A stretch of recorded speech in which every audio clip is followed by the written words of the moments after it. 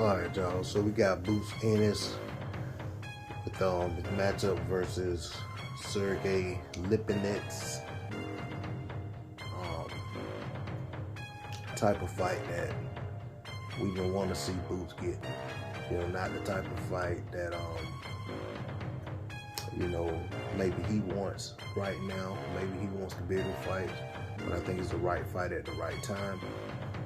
This isn't the kind of fight that he's been shying away from. It's more so Lipinets is in the position that most of the guys who were in that position weren't interested in fighting Boots Ennis. So it's good to see Boots get this opportunity. Tomorrow night, we're going to learn a lot about Boots Ennis. We're going to learn a lot about Sergei Lipinets. Lipinets is a guy who, in my estimation, when I first saw him, I didn't expect him to go as far as he has. This guy won a title at 140, and he's exceeded my expectations at 147. And I know a lot of people, may feel like, well, what has he done? What has he done at 147? We're talking about, well, for me, even for him to, be around the top tier of guys right below the champions, being that since he's got at 147, he put himself in position to be just below the champions to try to put himself in position for a title shot. And he's holding his own against everybody that he fights. He hasn't taken a loss. He did get a draw versus Clayton, but for the most part, he's looked apart.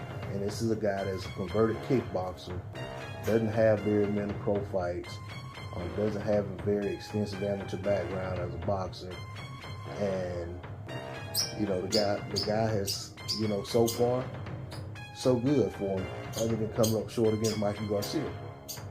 So this is a guy that knows how to take away strengths of other fighters. He knows how to find ways to get his strengths to where they need to be in a fight. He knows how to control a fight, and he's a guy that has a good motor in terms of he never stops coming, never stops trying to win a fight. And he's the kind of guy that could be down in a fight and kind of wheels himself into getting back into the fight. I just think he presents a lot of things that some of the guys that Boots has fought to date weren't able to present, But at the same time, I feel like that gives Boots opportunities to show what he's been wanting to show all along. So, it's just one of those things. I just think it's a very, very good matchup. I think the matchmakers did a good job in getting these two fighters together, and I feel like the fans are going to be in for a treat.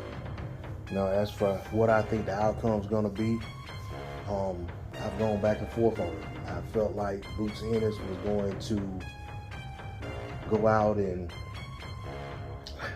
basically try to do too much too early and put himself in position of where, maybe he basically spins the gas tank, burns the gas tank out too soon, and then finds himself in a battle of attrition down the stretch and have to pull out a decision with his skill set.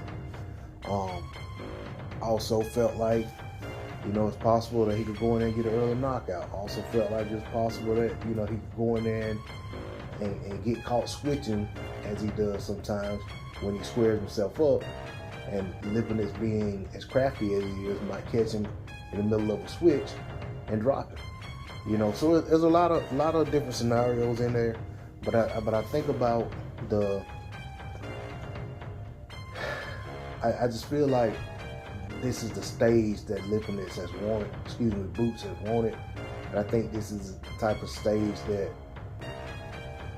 he feels that this is just what he has to get through to get to where he really wants to be and get to what he probably feels like he was born for.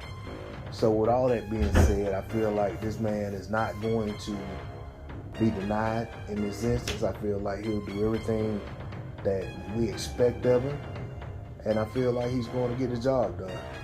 For me, not really gonna break down the matchup so much. Just gonna put out there that I'm calling Ennis to get a late stoppage versus Lipinets. I think 11th round stoppage or somewhere along in there is what we'll end up seeing.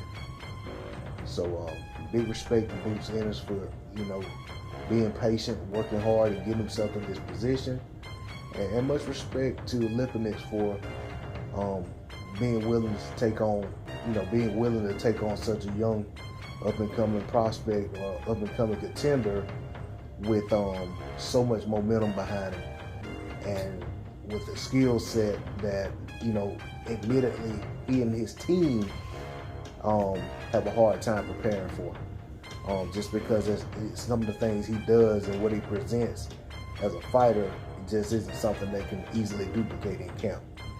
So that's all I got to say on the subject. Please like, share, comment, and subscribe, and y'all tune in and check out the fight. So we can see what these guys got to bring to the table, because either way, at some point, the winner of this fight is going to be in position to continue his rise at 147 and eventually challenge a title holder. That's all I got to say on the subject. D-Lo 404 Boxing. Like, share, comment, and subscribe. I'm out. Peace.